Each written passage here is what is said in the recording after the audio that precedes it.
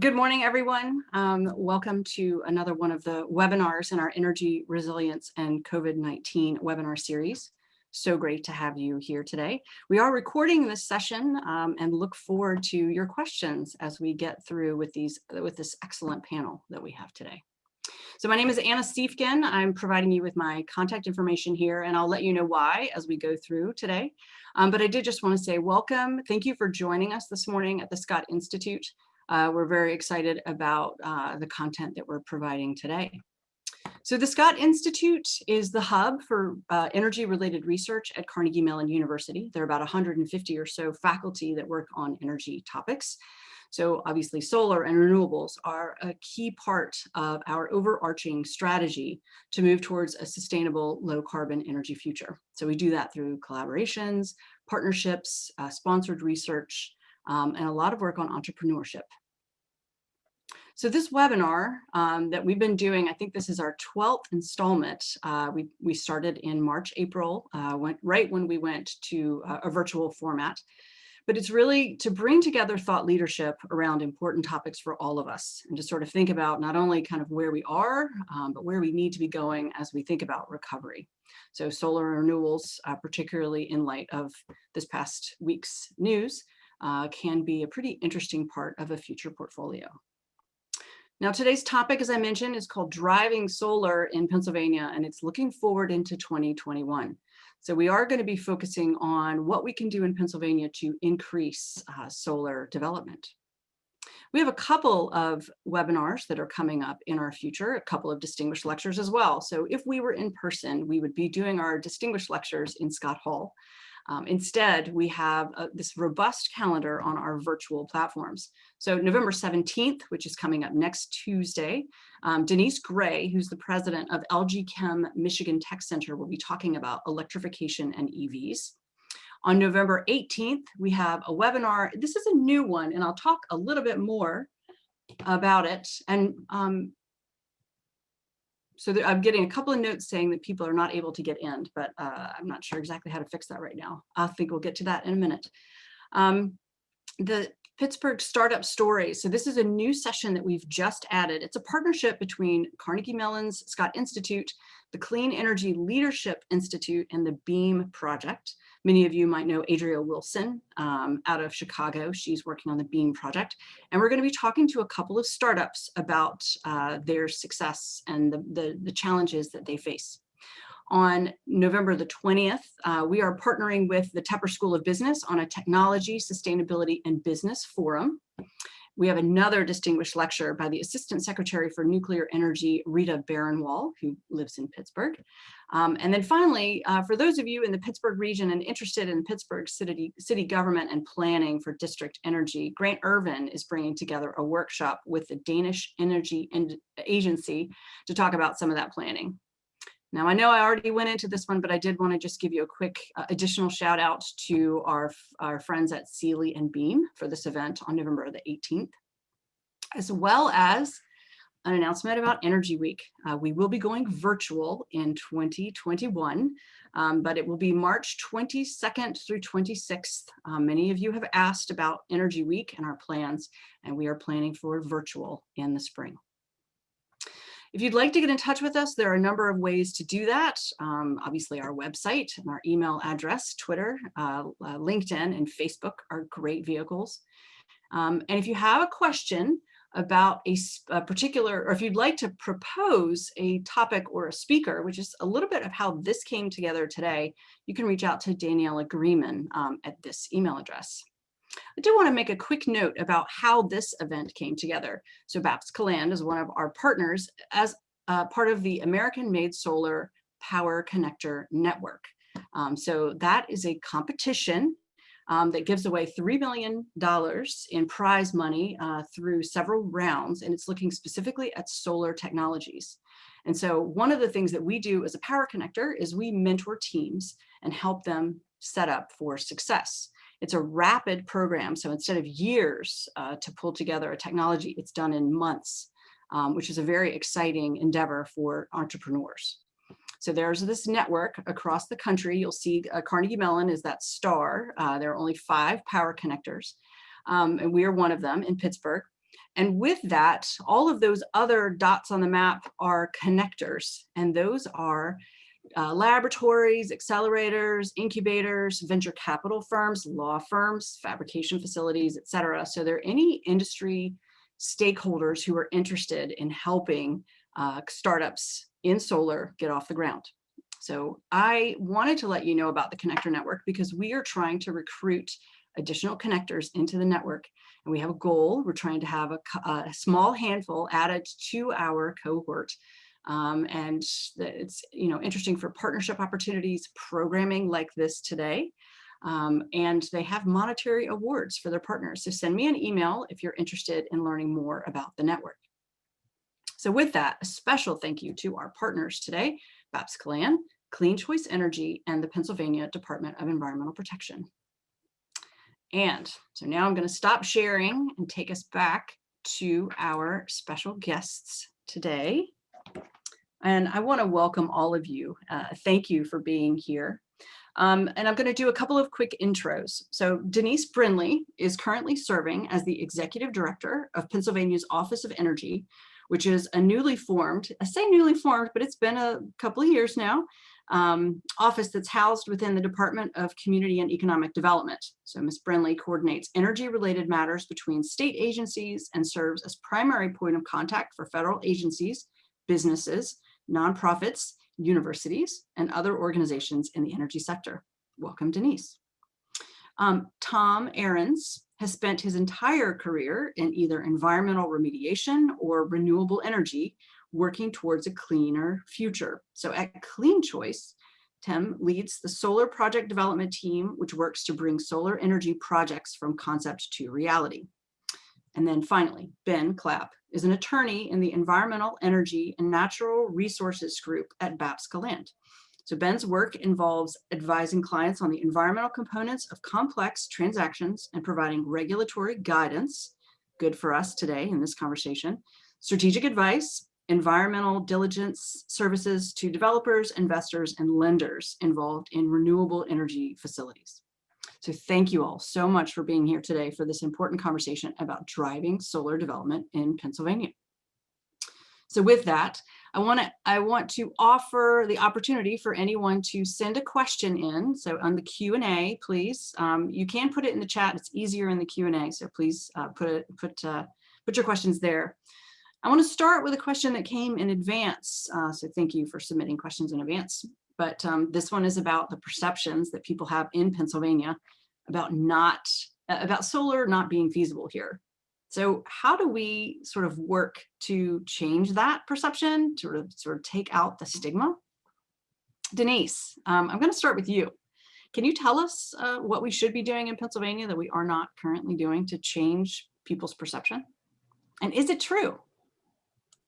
Well, I think that folks have a perception of Pennsylvania as a fossil fuel state. I think, and that perception is partly based in reality because we have an industrial legacy. We've produced electricity from coal. We're now producing electricity for natural gas. And although nuclear isn't a traditional fossil fuel, it certainly is providing a great deal of our power. And that makes us fairly unique from our surrounding states in the sense that Pennsylvania is producing not just power for its own citizens, but we're pushing power out to other states as well. And I do think that when you look at the percentage of solar in Pennsylvania versus how much we actually produce in terms of net electricity generation, that number definitely could be improved. I think we're at about 0.2 or 0.3%. In terms of doing better than where we are today, the key solar strategies for nearly any state that is looking to increase their portfolio for solar include having strong renewable or alternative portfolio standards, having access to capital, maybe a carbon pricing scheme, and certainly having the ability to do longer term purchase agreements. So we have some of those things in place now. I don't think the landscape is as, bleak as some might perceive. So let me say first, we do have an existing AEPS standard of 0.5% solar through 2020, 2021. If Pennsylvania is going to increase its solar share, it's likely that, it's certain that that AEPS standard will need to be increased. And I do think that there's activity going on now and discussions at the PUC about what comes next for AEPS. And that will be done through legislation. Let me be clear, it's not done by the PUC without authority through the legislature. But certainly now is the time to be having those discussions. And I think it's a good environment right now, and a robust environment for increasing our solar share. On the funding side, I think it's important to mention that we as in the Department of Community and Economic Development, through a program that was specific to solar, have funded 135 projects across the state, $75 million of state funding, leveraging $270 million in private funding to get solar up. 96 megawatts of solar through that program. The third piece of this that I think is vital is in understanding that Pennsylvania has a lot of former industrial sites and also gray fields, which are former mine sites that could be transitioned into solar facilities. It depends on how close they are to a utility interconnect, but I think that's an area where we could make great improvements in terms of getting solar sited here.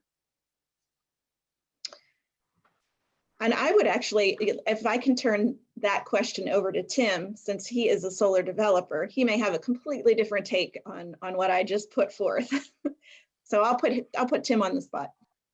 No, so I agree, right? Pennsylvania's known as an energy leader. You cited the numbers that they're obviously low in solar energy and renewable energy in general.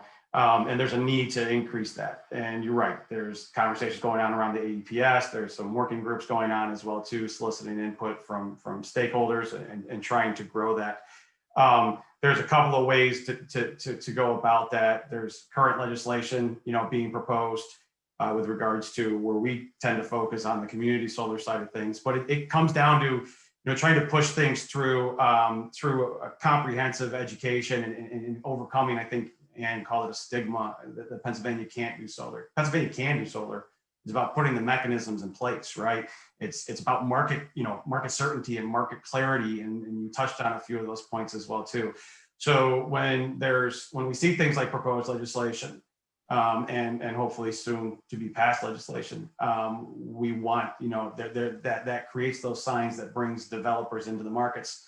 There's still work that needs to be done around those. And education, again, is a piece of that. It's incumbent on the industry to work with the state to help them understand, what solar development means, and what it can do, and create that working environment. So, it's a lot, and where we've seen success to seeing the implementation. You can put a law in place, you can put legislation in place, and then it can get stalled.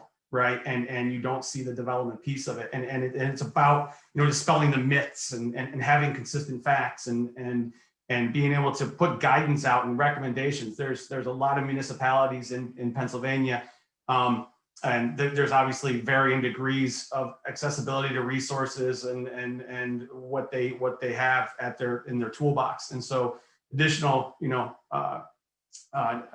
education, not just by the industry, but by the state as well too, can help to see potential stalls be overcome as the program is implemented, and so that you have a smooth transition. So education and getting out there and continuing to strengthen that and creating the tools.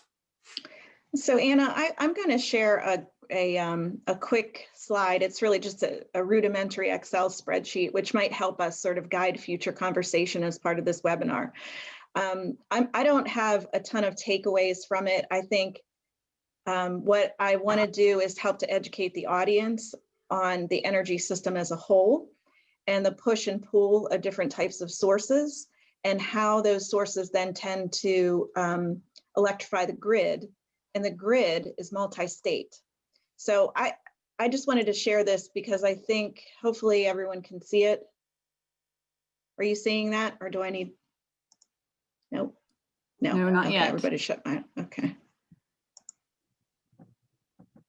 Bear with me here.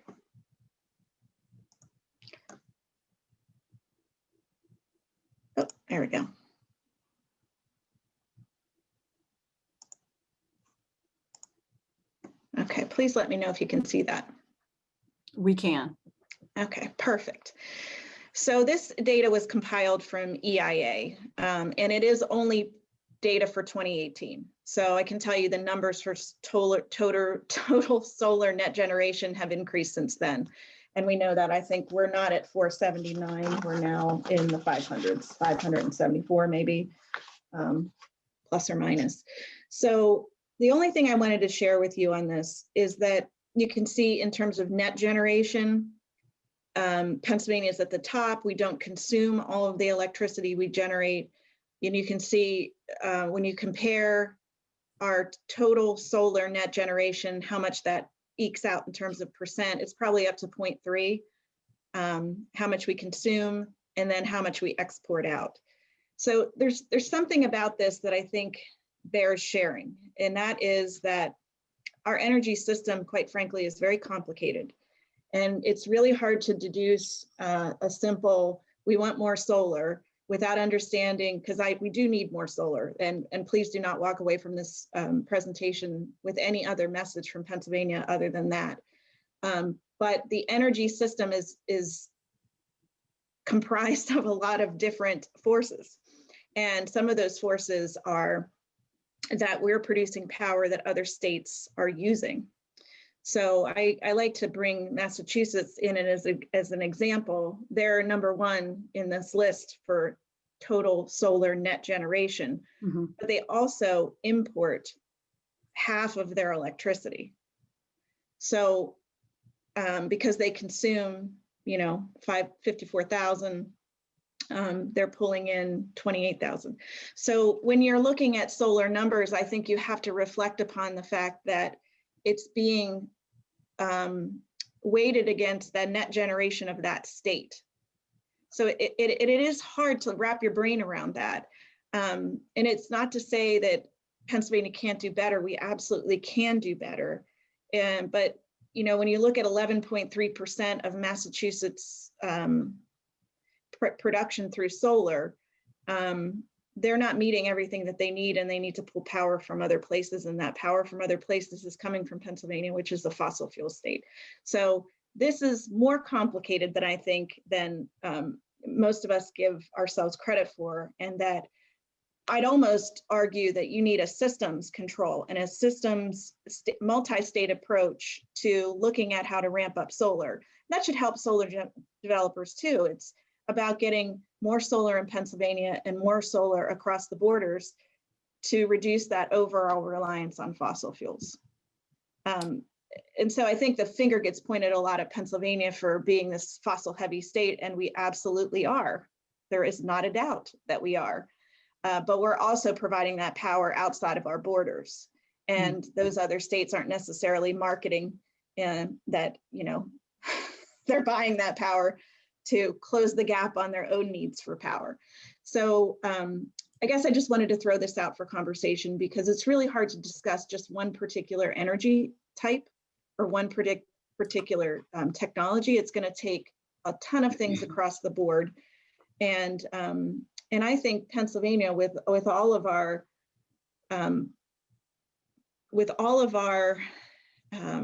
presence in the power market, should be able to do better than we're doing. Okay. But we also need recognition from other states that they're taking our power. I have to say that because it's important. It is an important part of the dialogue.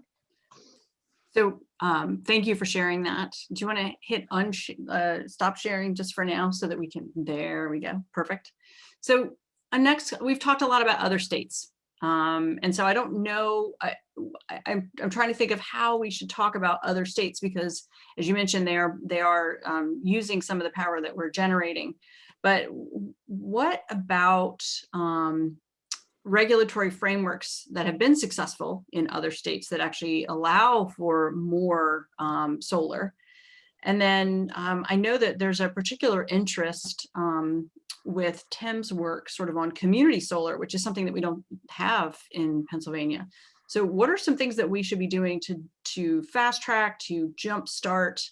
And you mentioned the idea of, you didn't call them brown fields, you called them gray fields.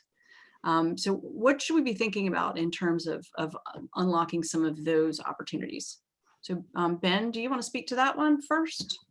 Sure, thank you. So, and thank you, Denise, for sharing that Excel spreadsheet, which was very informative and really does portray sort of the complexities surrounding, our goals of promoting solar in Pennsylvania, and how it's not just a matter of pushing a button or sort of pumping some money into it.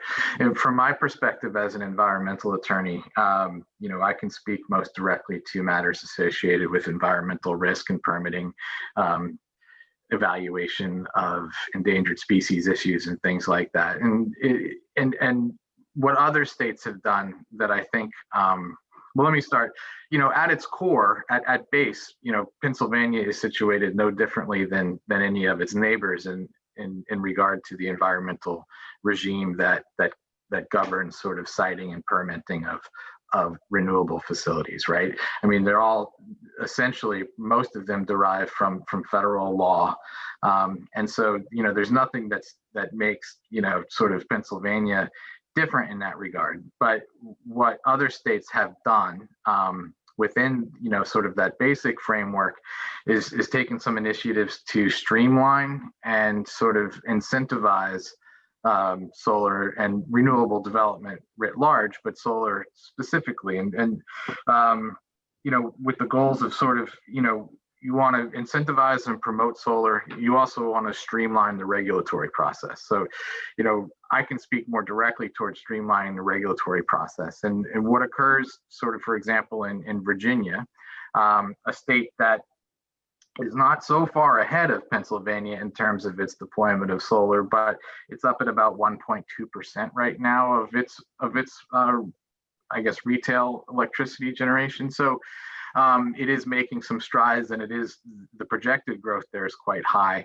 They have a permit by rule program for solar projects less than 150 megawatts. So we're not talking here about, sort of the mega sized solar projects that you might see out west, but more modest, but still utility scale solar projects where the specific requirements for permitting the project are set forth in regulations, and you prepare an application package that satisfies those regulations, submit it to Virginia, and at that point you are permitted. So there's not a lengthy approval process, there's not a lengthy back and forth. As soon as the state has determined that you've submitted a complete package, you're ready to go. I think that greatly streamlines the process. I think 53 projects have been permitted in Virginia since 2012 under that program, accounting for, I have my notes here, about 2,300 megawatts. So a fair amount of power being generated. Not all of it's online yet. And if we look next door to New York, which has just passed, this goes back to Denise's spreadsheet a little bit. New York and Pennsylvania are very different places, and I appreciate that. I was born and raised in New York. I work at a law firm that's based in Pennsylvania, but they have passed some very aggressive legislation to promote renewable energy development in that state. And what they've done is they created a sole permitting agency where essentially all of the permitting materials are submitted to this one agency that reviews the submissions and is required to approve a project within 1 year. And for brownfields, gray fields, landfills, things like that, they're actually required to approve a project, assuming it's approvable, within 6 months. So that's an added incentive. So that's sort of there are regulatory schemes that, no one is suggesting that that environmental laws need to be or that solar projects are postured differently as opposed to sort of a natural gas project under environmental laws. They're both complex developments. We all need to ensure that environmental laws are are complied with. But there are, processes here where you can both comply with that, those requirements and streamline the process. I mean, that you streamline it, you provide certainty, you de-risk the permitting process, and that ends up with saving money, which is really at the core of it. So Tim, from your perspective, are there things that would significantly help you from a regulatory perspective? And I think I know the answer, but perhaps you might elaborate.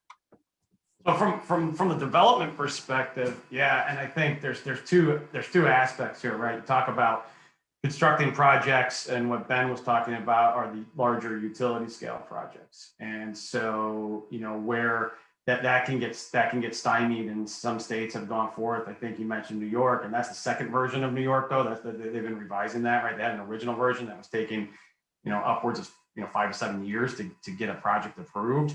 And so they recognize it as a work in process and revive things. Where some projects, and particularly the ones that we focus on, you can get held up is if you're not large and you go through that, you go through a standardized process if one is in place. With these smaller community solar or distributed generation projects, you can get caught up at the local and the county levels. And this goes back to my comment earlier about education and dispelling myths and helping and creating an environment for those projects to go through more smoothly. So with that being said, and providing clarity, because sometimes in certain states, you can get where there's, we've been working in one state where each different, AHJ has a slightly different interpretation of maybe the way the state wrote a regulation, and you're being asked to do different things in different areas. So consistency is the biggest thing, and the smaller projects can get lost in the noise, and you can succumb to, you may be trying to do something on 30 acres, someone else trying to do something on 150 acres, and you're being perceived the same. And it's a challenge. It's a delicate balance for these projects. Denise? Sure, I'm going to step into the discussion on siting, because that's, I think, of most interest to me in terms of helping drive the needle on solar projects. And I mentioned that there are brownfields and gray fields, and Pennsylvania has an abundance of both. So brownfields are simply former industrial sites that would be covered under Pennsylvania's Brownfields Law or Act 2 statute. Gray fields are former coal sites, and they're not covered under the Act 2 program, but they have certain attributes about them, AML, abandoned mine lands, that might make them suitable for a type of solar development. Generally speaking, they all have good acreage. They have access to certain infrastructure assets. And one of the things we've been trying to drive here in Pennsylvania is understanding where decommissioned coal-fired power plants could be connected to a future solar development opportunity. We've done a couple of playbooks. They're called economic repositioning playbooks on decommissioned coal-fired power plants. We've done one at Mitchell Station in Washington County, at Crombie Station in Chester County, and the Sunbury Generation Station in Northumberland. We're doing another one right now on the Robina property in Greene County, and we're starting another one in Beaver County at First Energy facility, former Bruce Mansfield power plant. So all of these sites have proximity to transmission infrastructure. They're all impaired to some degree or another. And every single playbook that we've done has identified solar as a potential market opportunity for those particular sites. And it's largely being driven by the access to transmission infrastructure.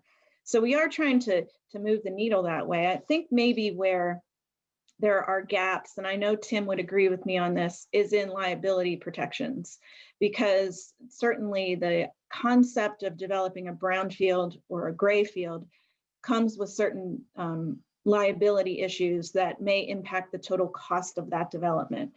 Pennsylvania's had a long-standing brownfields program, 25 years. The law was passed in 1995. It's lauded as one of the most successful brownfields programs in the nation. It has adapted to the many needs of the market as time has gone along. And there could be opportunities within existing brownfields law to strengthen opportunities for solar. Again, I do not work for DEP, but I did work for DEP and oversaw the brownfields program for several years during the Rendell administration, and really find it to be one of the best programs in state government to utilize. So I don't see that as a barrier. If developers are experiencing hurdles in the development process associated with liability, we need to open those conversations up. We need to understand where the pinch points are, and we need to figure out a way to drive projects forward. And like I said, that's always been part of what the brownfields law has been able to accomplish. And there's been numerous amendments to it, additions, enhancements going forward. And I can state with certainty there would be a lot of interest in redeveloping those types of properties especially because they go back on the tax rolls for the municipalities.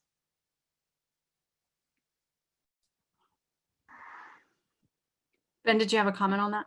Yeah, I could just add before Tim jumps in. I mean, the concept of brownfield solar is incredibly compelling, right? I mean, it's hard to view it in a way where it just doesn't sort of make sense. But the fact of the matter is that, you know, it is more complex than building on a greenfield or a rooftop. And those complexities equal added cost. So, you know, there's a reason why, you know, it's not something that's been as fully embraced as it could have. And I think that, you know, to Denise's point, sort of figuring out what those issues are is extremely important. It goes beyond sort of site liability issues. It touches on engineering, consulting, permitting issues, site control, site acquisition. In some cases, it's not even clear who owns, you know, these sites. And so, you know, there's a lot to think about there, but it is incredibly compelling. Something needs to be done to, if you know, if the momentum is there, if the political will is there, you know, I think someone needs to consider how what programs can be sort of put in place that equals out, you know, from a cost perspective, brownfield solar as compared to developing those solar projects on different types of sites, financial incentives and things like that. So a really great example of a solar project coming to PA just recently announced is Talon Energy is investing in the Sunbury power plant site that I just mentioned that we did a playbook on. There are Panda Powers there with a natural gas fired power plant. There was a former coal fired power plant there that's being torn down. And now they will develop solar on a former refuse basin on the property that would have been, you could not have developed anything else on that other than solar because of the geotechnical issues with the property. So there are opportunities and we're seeing them emerge. It takes the right environment, no pun intended, to get those into play. But you know, this will be a nice development for the Sunbury area, and they'll have an energy center, a modern energy center right in the middle of the town. Yeah, you're seeing more development on landfills. The development community has been taking that on, and Ben brought up the barriers, you brought up the barriers, figuring out a way to expedite those barriers, removing the permitting risk or reducing it around it. Some of the coal, I'm not familiar with each of those coal-fired sites you're talking about. I did hear the Talon deal. We've looked at other projects and locations. Some of those facilities can be space constrained because they've been squeezed into an urban environment or something like that. And or as you talk about the geotechnical and what goes into those. But they're not, and you made a comment about putting them back on the tax roll. Greenfield also puts them back on tax roll as well too, because you're taking it out of ag and you're going to have to commercially assess it, and you're going to increase the tax base for those local communities as well too, and bring opportunity back in those areas as well too. So brownfields, gray fields, what you call them, PAs, in a great situation with the amount of how do you repurpose an abandoned coal mine or the cone piles or those types of things. And I think those are things that need and avenues that need to be explored, and how you do that. And I know there's developers out there doing that as well too. but and figuring out a way to help expedite that process and alleviate the risk and maybe alleviate some of the financial burden in some way, shape, or form through those processes would be beneficial all around. And then, like I said, but not forgetting about greenfield as well too, and there's a healthy combination of both. So I just had a couple quick additional thoughts on the brownfield sort of landfill issue. And it first is that, you know, with respect to the economics, some states assign a higher value to SRECs, solar RECs that are for solar derived from brownfield sites. That's something, you know, that you could think about. And the other thing that's happening right now in New York that's also very interesting is this sort of concept of this build ready site, which is essentially part of their new legislation where the state takes the lead on acquiring control of a brownfield, does all the pre-development work. And I think some of, you know, a portion of, at least a portion of the permitting, and then auctions off basically a turnkey ready site to project developers. It's brand new. I don't, you know, it's, the regulations have, I think, are still in draft phase. So we don't know how that's going to work. It's interesting how that might work, you know, vis-a-vis project developers that are independently seeking their own sites, and whether or not that creates a competition or a tension that may be counterproductive. But those are two additional things that are interesting that are going on right now. So Ben, you mentioned SRECs. So we actually have a question that came in from one of our energy science, technology, and policy alums, Isabella Soleri. She is curious about the role of SRECs in the future. So do we foresee integration with neighboring state markets? Is there a way that SRECs could be more successful than they currently are that would maybe drive additional development? You know, I think this is, I'm just a little bit outside of my, you know, area, but I think that right now legislation would be required to integrate the SREC market in Pennsylvania. I think in 2017 legislation was passed where that sort of rectified a problem where SRECs could be bought from outside the state but not sold from inside the state to outside sources. And so in order to integrate the SREC market, which has, you know, a lot of advocates for obvious reasons for sort of levelizing, you know, or I should say flattening the price and making it more predictable. There's a lot of advocates for that, but I think it would require some legislation. So Denise, can you speak to that? I mean, what are some of the levers like that could help us? Oh, that's a tough question because there's a lot of different things floating around right now that could have impact. But what Ben was referring to was Governor will close the borders. It used to be that utilities could meet their obligations for solar from developing elsewhere. So now the solar has to be developed, deployed in Pennsylvania. Our SREC pricing is pretty low. The latest one that I had pulled, it's not super current, but August, Pennsylvania was at $19. New Jersey is $228. Ohio is $8 and Maryland is $75. So, you know, money's going to go to where the SREC pricing supports that kind of development. That's the reality. So I think as we get closer to meeting our renewable portfolio standard, we've got to figure out a way to up the ante to get more market presence for solar here. It's just, once you get to 0.5%, there's no further reason to develop more absent a higher AEPS standard. Now there is, I will say there is legislation out there. Let's see, we got a couple things cooking. And there's an older Senate Bill 600, I think this was 2019, or at least it was introduced then, would take us from 0.5% to 10% by 2030.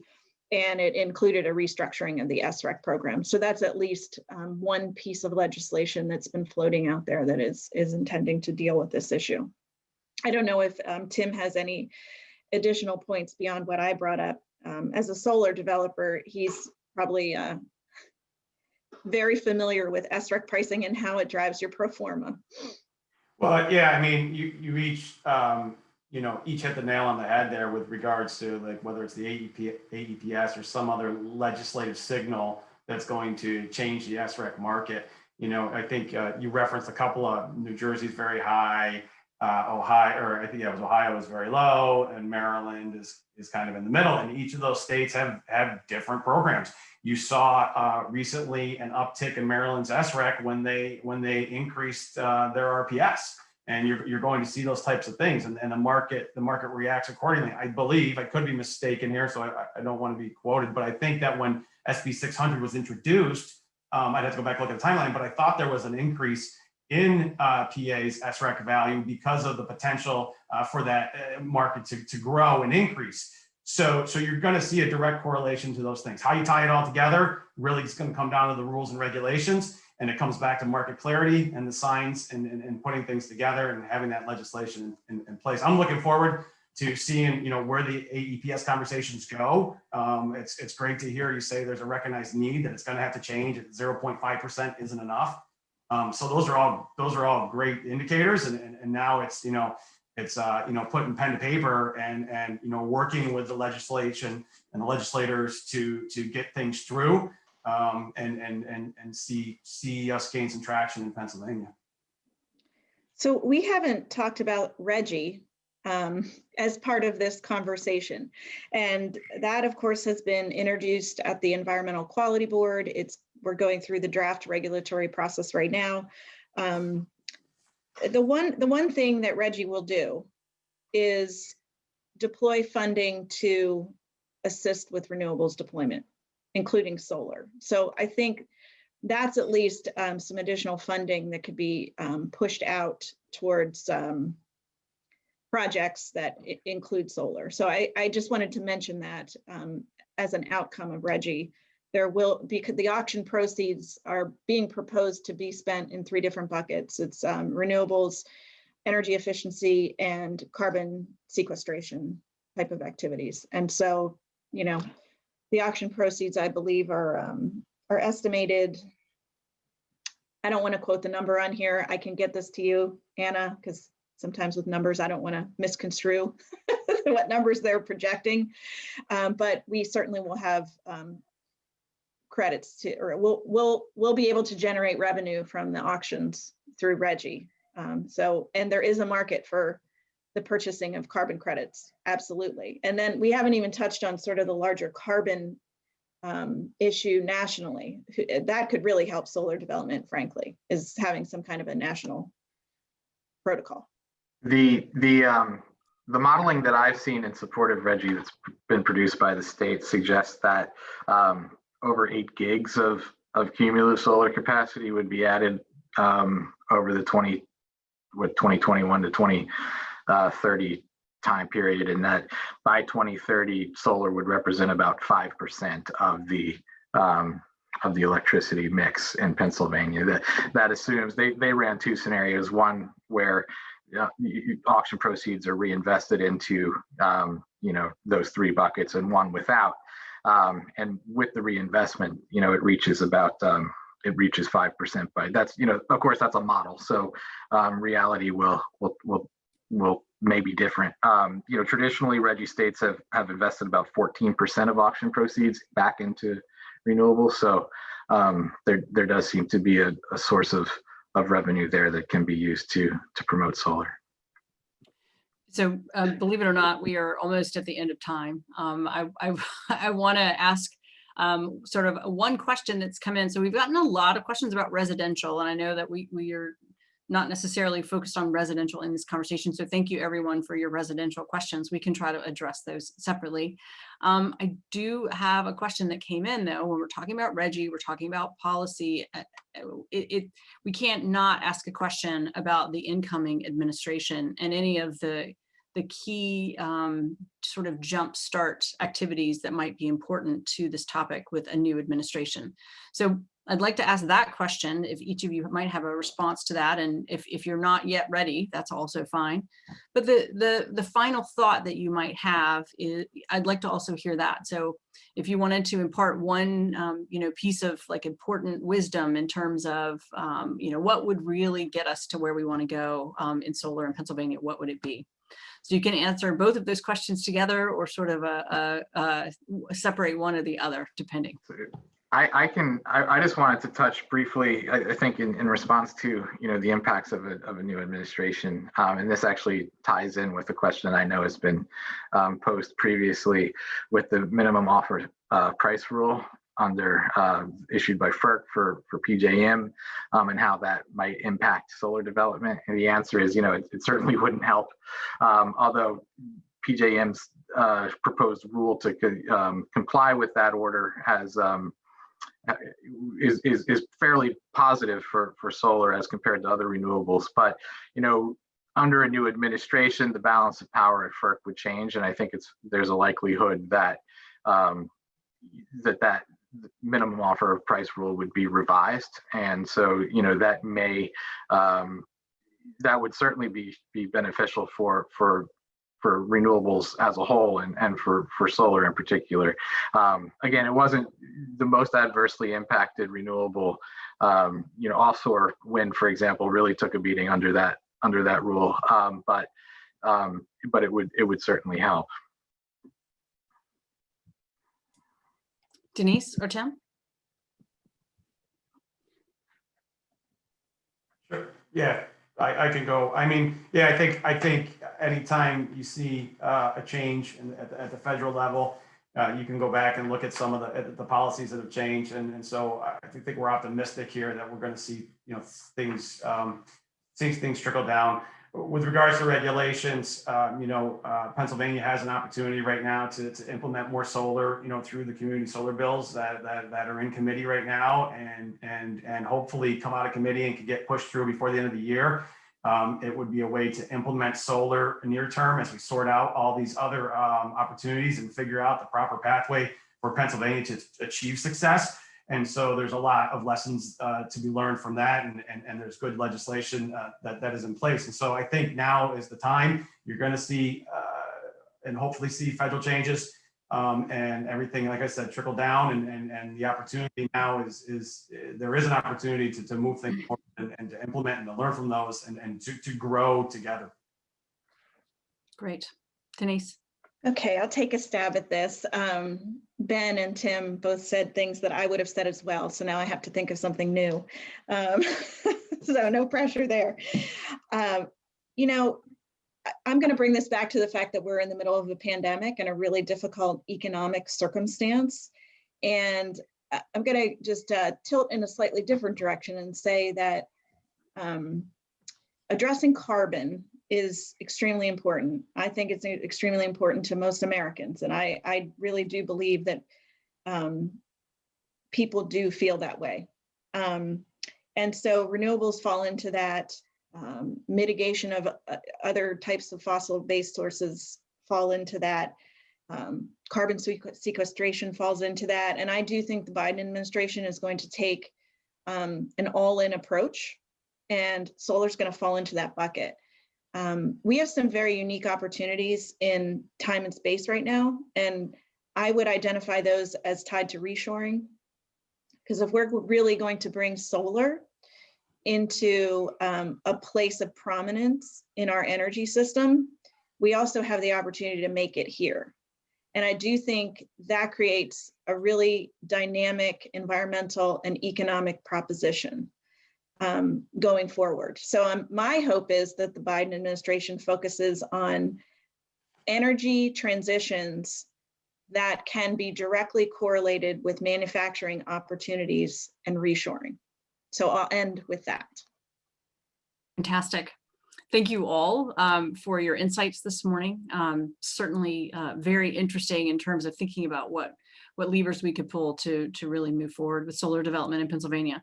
And thank you to all of you for joining us today. We certainly look forward to seeing you at future webinars. We are in the process of setting our schedule for the spring. So if you have an idea for a webinar like this one, bringing together thought leadership, please just send me a note. Thank you all very much. And I realize I did not start my poll early enough. I'm going to start it now in the case we have a few folks on the line who might be able to answer. So thank you all very much. Looking forward to hearing from all of you. Thanks again.